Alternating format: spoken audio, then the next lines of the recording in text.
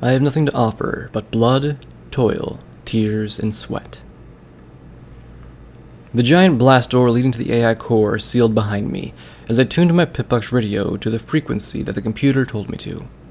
The section I had been sealed into was more decrepit than the section above, which now looked like it was purposefully been cleaned to lead ponies in. The walls ahead of me were covered in a myriad of black and crimson stains, painted by the hooves of long-dead ponies. Well, I hope they are dead. The images of my Pitbuck projected into my vision flickered for a moment, before a line spread across it. I wondered what it was doing just before it blipped away, along with all other objects in my vision. I waited a moment for everything to come back, starting to wonder if whatever frequency she gave me was supposed to kill my Pitbuck completely. At that thought, I went rigid. Goddesses. What if this was how she lured every pony to their doom? Fuck. Why hadn't I thought about the possibility that this itself could be the trap? And now I'm stuck in it. I relaxed when the images in my vision came back, in pink instead of the normal green this time. Hi! The small image of a pink filly looked around in the bottom of my right vision, around where my ammo counter used to be. When you were out, I had my robotic friend integrate with your Pitbuck software, allowing me to slip into your back door through your broadcast receiver programming. So now I can hack into your vision spell. Pretty cool, huh? Yeah, sure, I grumbled, happy that she hadn't left me for dead, but this meant I still had to deal with her. So, what the hell do you want me to do here again? You need to reprime the main circuit breaker so you can jumpstart the main reactor. She smiled as a weird triangle thing showed up in navigation around my vision. I've marked the reactor maintenance map on your room, so you shouldn't have trouble finding it. The color of the display quickly shifted to red. And don't try to deviate. If you do, then I'll punish your friend. After she finished, everything switched back to pink. Are we clear? You should know that he's not my friend. I trot forward slowly, looking around the hallway as we approached a T-shaped junction. I stopped and looked left and right, wondering where to go before shaking my head and pulling up my Pitbuck. She said she had given me a map, so press this button and here it is. The picture was not what I was expecting. It looked like a maze, just like the ones from the Foals section of the Old World newspapers. The plotted path wound around me, through room after room, until we reached all the way to the other side. You should probably head right. At least that's what the map says. The computer filly was getting annoying quickly, so the quicker I got this done, the faster we could leave. Unless... Hey, if it's this easy, why haven't you just used your robot to turn the thing back on? I turned left and followed where it told me to. The filly tilted its head and sat there, probably trying to formulate an answer to that. Upon your 8-path correction, you'll find a blockage. One not even my robot Iron Will be able to reach, even if I used all my reserves up. You'll have to take a maintenance shaft to circumvent it. She sounded like so mechanical without response, like the earlier personality was just gone now. I'll be leaving your broadcast range soon, and devoting all my remaining resources to my power reserves. A small clock appeared in the corner, counting down from 30. You have until the clock reaches 0 to restart the generator, or you and your friend will die down here. I told you, he's not my friend! I groaned, an odd idea popping into my head. Quick question. How exactly are you supposed to kill us if your power runs out? Maybe I could just wait her out.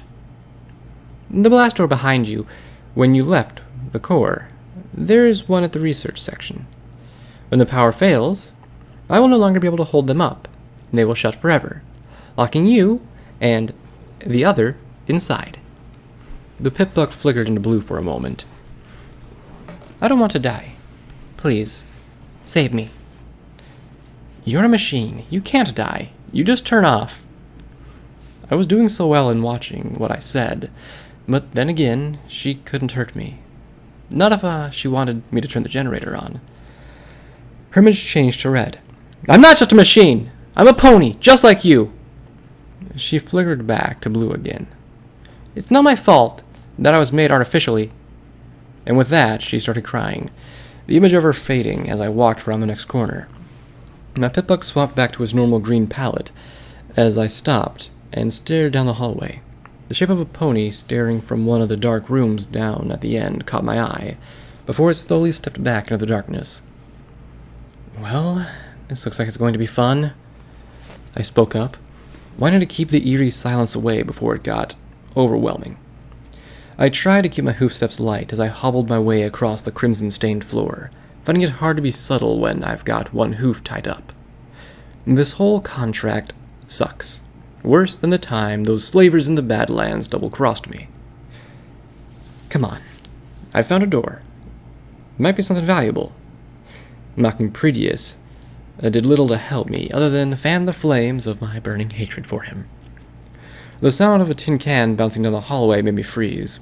The rusted object rolled to a stop just in front of the room that I had seen the shape in. You know what? You think that's something to be proud of? I hobbled to the end of the hallway, balancing myself on two hooves while I used my free forehoof to kick the can into the dark room before me. Tin cans aren't hard to move. You don't scare me with your... The door to the room slammed shut, hard enough that the glass window behind it shattered, making me bite my lip as I turned to the direction the triangle and the compass told me to go, and continued on without another word.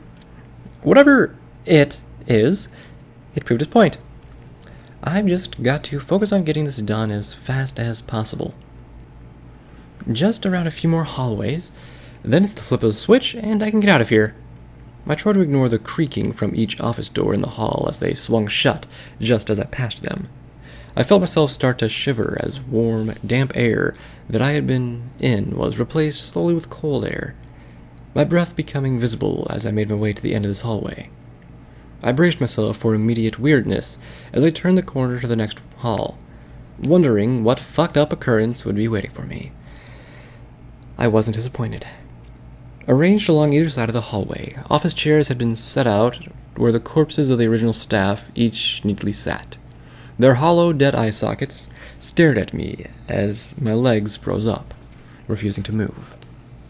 The skeleton closest to me canted its head slowly, as if to be studying me, sending a shiver up my spine into my brain, telling me to get my flank out of here. Finally, my legs relented, allowing me to hobble slowly at first, speeding up to a quick hop as I entered the morbid display. I kept my eyes locked onto where the hallway curved just out of sight, not looking at the century-and-a-half dead ponies. I know their heads followed me as I got past them. The creaking of their bones gave off, as they turned, felt like it was shearing right through my resolve. Then I felt something on my flank, and made the mistake to turn around and look. They were reaching out for me as I moved past them, their bony hooves pressing at me from all directions. So I did what any mare instinctively does, and bucked hard. I let out a scream as the muscles in my busted leg torqued at the bone while I bucked, but the sound of crunching bones only drove my body to work harder at getting past them. The next hallway was finally in sight, and I was desperate enough that I pushed myself through them. Unfortunately, in my haste to get out of the hallway, I turned the wrong way. It wasn't until a few feet did I find myself blocked off by a mound of dirt that came through the ceiling. I turned quickly, hobbling back out to the crossing where my eye caught a glimpse of the hallway I had just come through. It was empty. No staring bodies, no chairs, just crimson stains and the silence that has been my only companion. I breathed a sigh of relief, taking a moment to let my heart slow in my chest before anything else. I also decided to take this time to finally swap out the rounds in my rifle, seeing as murdering anything alive down here was seeming more likely than anything else. My ears perked as the sound of slow hoofsteps came from down the hallway. Intermixed was the sound of something heavy being drug. In the back of my mind, the sound clawed at my instincts to run, pressuring for me to just give in right then, while my wasteland experience told me to just press on forward. The choice, while the obvious one, wasn't nearly as easy as one would assume it to be. The next few hallways were like the originals, pretty much empty other than the smears of blood all over it. The one thing that separated this hallway from the rest, though, was that it was marginally darker. as only one of the light panels near the middle was working. I continued my way down the hallway, the hoof steps and dragging behind me still sounding far enough off that I didn't have to worry. At the end of the hallway, I noticed that both sides of the intersections were covered by rubble, but the left path had a heavily faded sign that held an arrow and read, "Reactor level." Well then, now just to find that maintenance hatch, I whispered to myself as I looked about. The only thing that looked remotely like a hatch was the grating on the outside wall, and as I looked it over, I figured I might be able to fit myself inside. The sound of my pursuer was getting louder. The grinding noise it made raked my ears and made my coat stand on end. I quickly used a forehoof to pry off the cover and stuck my head in, immediately met with a rank stench and a pool of sickly green sludge. The odd thing about the sludge was that it looked like it was boiling. "Yeah, fuck that," I laughed to myself, forgetting to control my volume. As I used a fetlock to cover my muzzle, I knew that it was too late to do anything about it. The hoof steps and the dragging sped up, audibly coming closer. Think. I tapped my head with my hoof before getting an idea. I tossed the grating down the hall to where the approaching sound was, spinning and ducking into an office directly across from me, shutting the door as softly as I could, and biting down on the deadbolt lever, twisting it into place. I took a step back as the quick hoofbeats slowed as they came into the hallway outside. I used my fetlock to cover my muzzle in advance this time, trying my best to keep my heart from pulsing out of my chest. The heavy, slow breaths of whatever lay outside this room made me try my best to keep my breathing synced up. There was a heavy knocking at the door that startled me, even though having my gun would have made me feel a whole lot better. I kept myself completely still as the door handle jiggled violently, as whatever it was had obviously not fallen for my ruse. I cursed myself for ever boxing myself into the situation. I hoped that I would somehow make it out of this cursed place, draining quickly from my mind. As quickly as the monster had approached, it left, my hoof still covering my muzzle until, when I swiveled my ears, I could no longer hear the heavy footsteps. Finally, having breathed a sigh of relief, and allowing my legs to give out from underneath me, as I took a moment to rest, the whining of a rotary fan on a terminal spun up. The soft beep of a terminal booted as I looked at it. So I looked behind me to find a large wooden desk with a fairly nice-looking terminal set in the middle of it, the green OS giving off a soft light into the room. Let's see if I can't find another way around, I whispered to myself, putting my fetlock up against again for extra insurance. No pony would hear. Trotting over to the old computer, I hoofed at his keyboard, finding that the user of this computer hadn't even bothered with a password, which was fortunate because computers just weren't my sort of thing. I tried to bring up the help directory so I could pull up a list of available topics, but instead a large file was brought up onto the screen. It was obviously the records of something that they had been working on before the war, but the name and description had intrigued me. Project Harmony, Data Terminal Number 2. User, Dr. Panersa. Outline. Project Harmony is the brainchild of all 6 ministry mayors, with a single goal to create artificial life from their combined DNA, in hopes that it would be able to serve as the bearer of any and all of the elements of harmony, should something happen to the original 6 holders.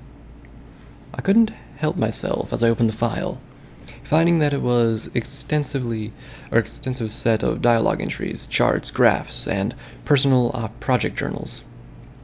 With my mind still reeling from the horrors I'd observed, my curiosity steered me to finding out exactly what they were working on here. Opening the Project Lead journal, I sat down and tried to read, though most of the entries were listed as corrupted. A few proved still readable. Entry 1. Day 1 of Project Harmony went by without so much as an incident. As soon as we reached the green light from upstairs, Dr. Cobalt and Dr. Berg got to work in finding any proper way of combining the DNA samples given without it destroying itself in the process. As the 6 element bearers were all mayors, It has been rather difficult, and half the team is currently banging their heads against the wall in frustration. We've been given the deadline of having a viable sample ready by the end of the month, and I've been told that funding will not be an issue. This is great news to us, as most of us have come from smaller projects with inadequate funding. I myself know we will be able to do great things with this project. I scrolled down to the next readable entry, not satisfied with the information that journal kept. For all I know, this thing they were planning is what was roaming these halls. I need something more than guesswork about it, like a weakness or information on its tactics. Anything to keep myself from joining the many dead littering this place. Entry 68. Success. Our hard work has finally paid off. Every pony in the lab is out celebrating tonight for the fact that we managed to birth a healthy foal from the surrogate mother process. The team has voted on naming her Harmony after the project's name. I cannot be more delighted. She has a light gray coat and pretty emerald eyes, which I know for a fact has something to do with Miss Applejack's DNA. But it is still unclear how Harmony ended up with her gray coat. Perhaps it is a recessive trait in one of the 6 families Harmony now belongs to. Well, what's important is after months of hard work, we finally get to unlock the bottle of champagne Dr. Humorous brought for such an occasion. Well, they do. I can't bring myself to leave Harmony's isolation chamber. Watching her sleep peacefully these last few hours has made the last few months of stress worth it. There was a picture displayed under the entry of a tiny foal, wrapped in a blanket and sleeping in some sort of plastic domed display. As far as I could tell, it was just like every other foal I'd seen. Nothing so special about it. Entry 182. Harmony's annual checkup came back with all green, and Dr. Berg is still running the blood samples we took, but everything seems normal for now.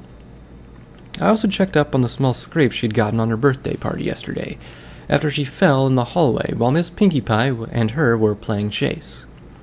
Hard to believe that 3 years ago yesterday, Harmony was born. As before, there was a picture attached.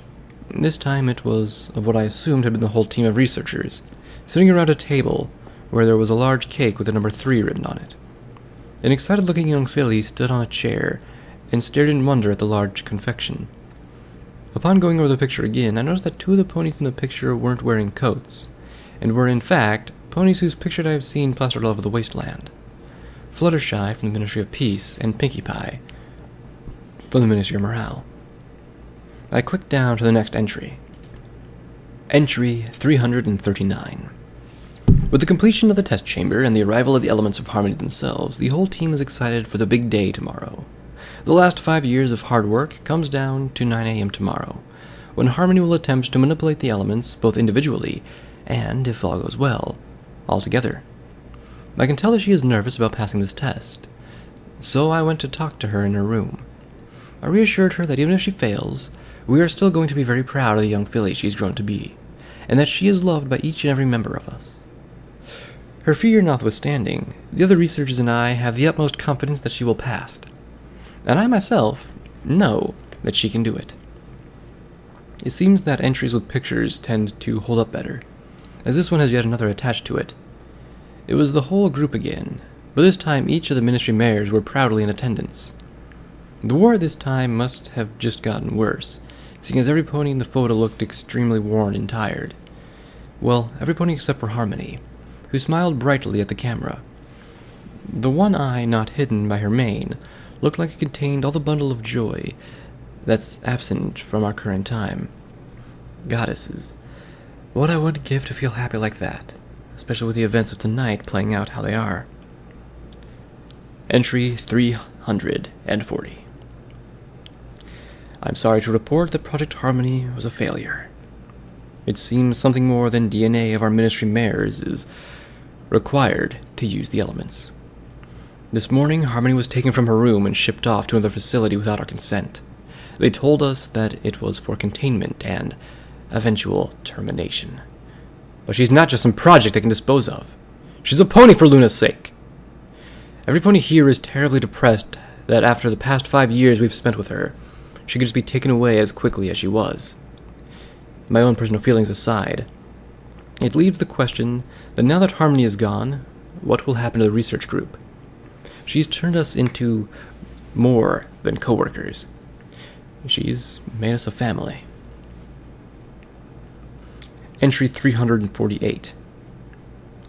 Even though the others and I have been ordered to clean out our workstations and shut down our terminals, Dr. Patch thought it would be a good idea this afternoon to use his to try and trace our project files back through the system to find out where they took Harmony.